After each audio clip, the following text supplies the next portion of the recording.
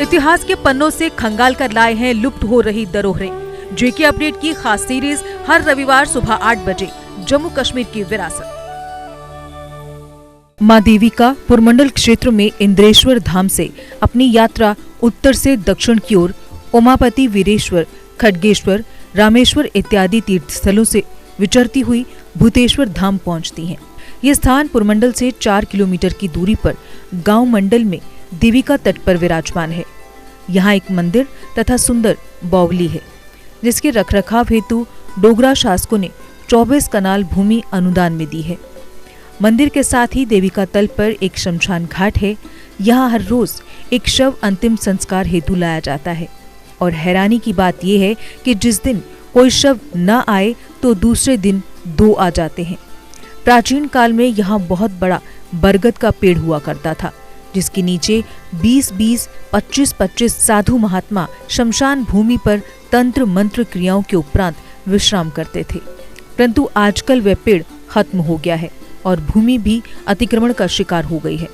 आश्चर्यजनक परंतु सत्य, मां देविका यहाँ अकस्मात ही अपना प्रवाह दक्षिण दिशा के बजाय पूर्व की ओर मोड़ लेती हैं और बटेश्वर क्षेत्र से विचरते हुए वैद्यनाथ धाम तक पूर्व विमुख ही चलती हैं, जिस कारण ये सारा क्षेत्र भूतेश्वर क्षेत्र कहलाता है। यहाँ से आगे गयेश्वर धाम तक उत्तर विमुख चलने से ये उत्तर वहनी क्षेत्र कहलाता है। उपरोक्त अनुच्छेद पूर्णतः स्पष्ट रूप से हमें पद्म पुराण उत्तरखंड में मिलता है। यहाँ भगवान शिव देवी पार्वती से कहते हैं कि महर्षि कश्यप ने एक बार बड़ी कठिन तपस्या की और भगवान शिव की जटा से प्रकट होने वाली गंगा को पृथ्वी पर ले आए और वहाँ एक सुंदर नगरी का निर्माण किया। वह कश्यपी गंगा पापों का नाश करने वाली है। जैसा काशी का महत्व है, वैसा ही इस ऋषि निर्मित नगरी पुरमंडल को भी प्राप्त है। भयंकर कलयुग में ये तीर्थ महापातकों का नाश करने वाला होगा। उस नगरी के दक्षिण में भूताल्य तीर्थ है, जो पापों का अपहरण करने वाला उत्तम तीर्थ है। वहाँ भूतों का निवास भूत वट का वृक्ष है और पूर्व वाहिनी स्थान पर स्नान करके भूतेश्वर तथा भूतेश्वर वट के दर्शन करने से मनुष्य भूत प्रेत के भय से मुक्त हो जाता है। वहां से आगे भटेश्वर नाम का तीर्थ है, जहां स्नान और दर्शन करने से मानव निश्चय ही मोक्ष का भागी होता है। वहां से मनुष्य को भक्ति पूर्वक वैद्यनाथ नामक तीर्थ में जाना चाहिए। भूतेश्वर क्षेत्र के महत्व को दर्शाने हेतु स्थानीय निवासी जवाहरलाल बड़ू एक सच्ची घटना का उल्लेख करते हैं। उन्होंने बताया कि जब पुरमंडल उत्तरवाहिनी क्षेत्र में सेना द्वारा की जाने वाली चांदमारी के कारण स्थानीय लोग घर बार छोड़ सुरक्षित स्थानों पर जाते थे और पैदल तथा बस सर्विस पूर्णतया बंद कर दी जाती थी। मेला चेतचोदिश समीप था और भारतीय सेना के 2 अधिकारी मेजर तथा कप्तान जीप में सवार कालूचक से चांदमारी की सूचना देने उत्तरवाहिनी पहुंचे। सूचना सुनते ही स्थानीय लोगों पर मानो बिजली कौंध गई। उन्होंने समय नष्ट किए बिना मेजर साहब से विनती की कि 3 दिन चलने वाला चेतचोदिश का मेला है और हजारों की संख्या में यात्री देवी का स्नान हेतु आएंगे। आवाजाही बंद होने से उनकी आस्था पर गहरी ठेस पहुंचेगी तथा स्थानीय लोगों की आय भी प्रभावित होगी, इसलिए चांदमारी कृपया स्थगित करें। मेजर साहब प्रार्थना सुनकर टस से मस न हुए और अपनी गर्दन अकड़ा कर बोले, फौज का ऑर्डर ऑर्डर होता है, इसमें कोई संशोधन नहीं हो सकता। भक्ति, मुक्ति, आस्था इत्यादि शब्द फौज में कोई अर्थ नहीं रखते।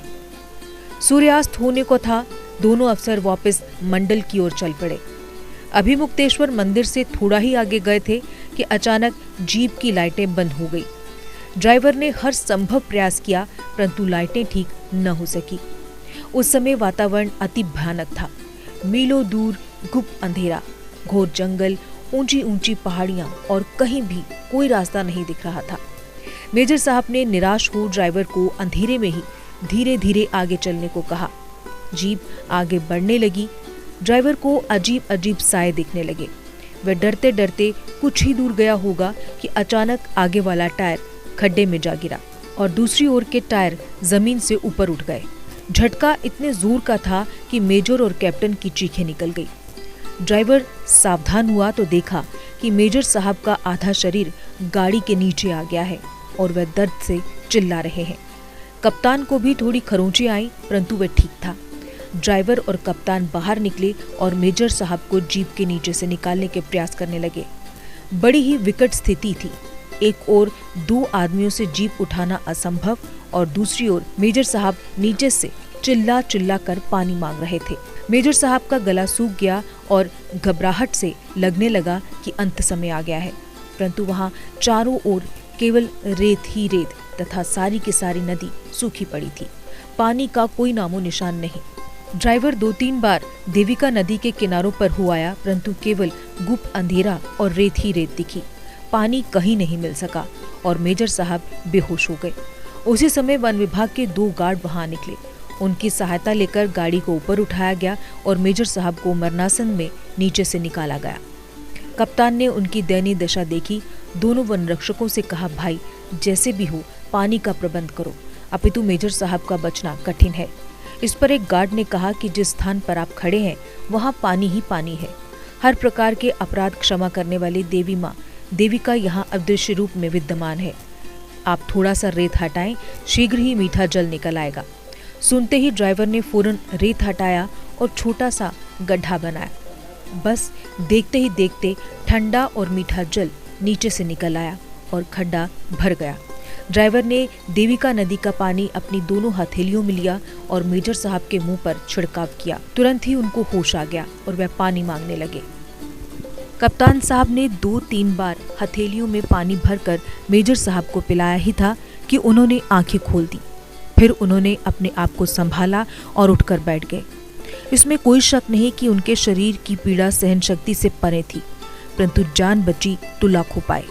इस विचार से उस पीड़ा को वे मामूली पीड़ा समझ रहे थे। वहां गार्ड द्वारा जलाई आग की रोशनी से पता चला कि ड्राइवर ने रास्ता भूलकर जीप को नदी के ऊंचे किनारे पर चढ़ा दिया था। मेजर साहब बोले, आज तो हम बाल बाल बचे।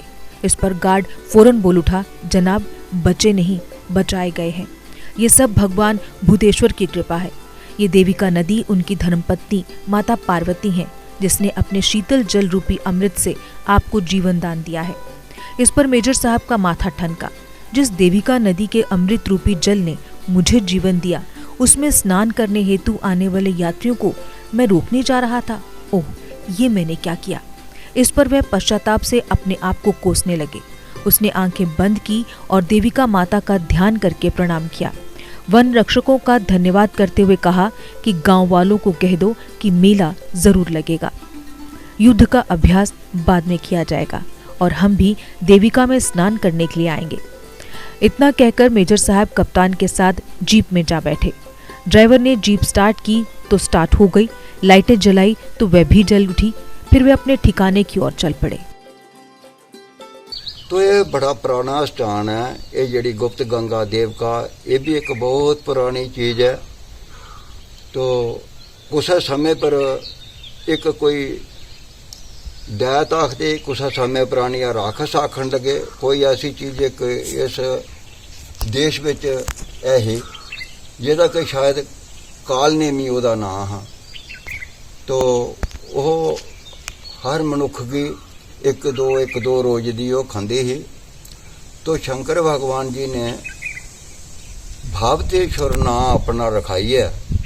तो उस काल नामी दैत कोला किश कसमां सकंधां कराइयां और उसी कील देई है और इत्थे एक उहदी स्थापना की कि तुगी जरा ये शमशान है, इस शमशान पर रोज तुगी जींदा मारने की कोई जरूरत नहीं, तुगी हर रोज एक शरीर जड़ा इत्थे लभी जाग। तो ये चीज़ जिहड़ी है ये अज तक प्रतक्ष है और अस दिखाने कि ये जड़ा शमशान इ'यै खुआंदा पुंदर गै, फिर ये कन्नै उत्तर बैनी तक ते परमंडल तक सब शमशान गै खुआंदा।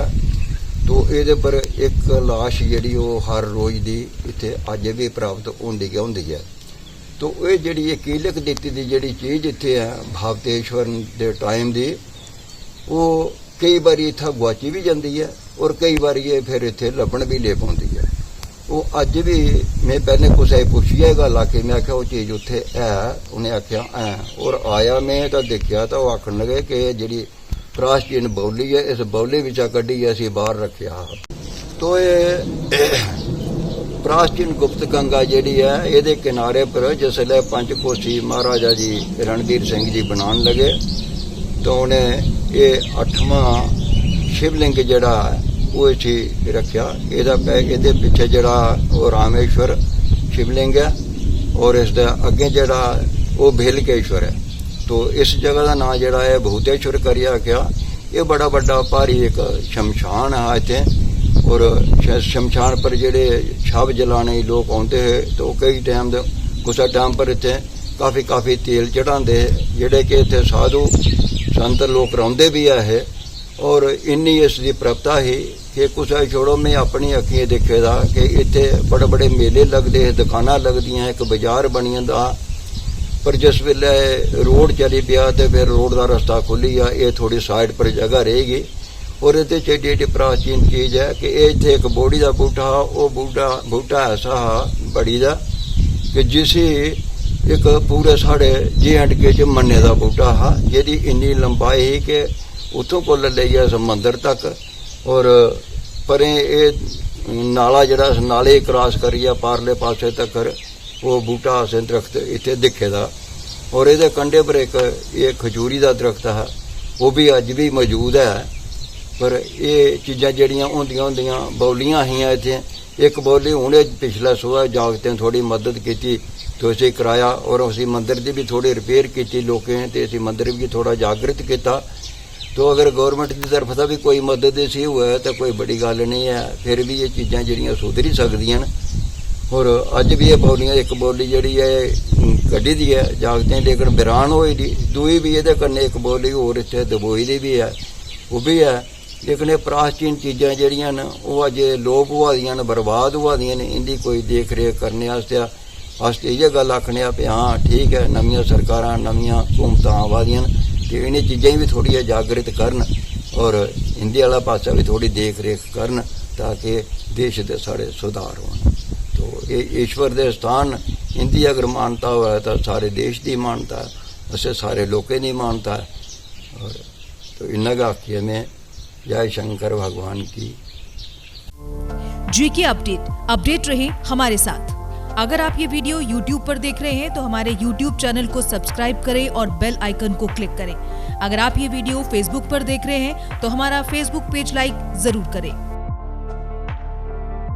For advertisement please contact 7051091811।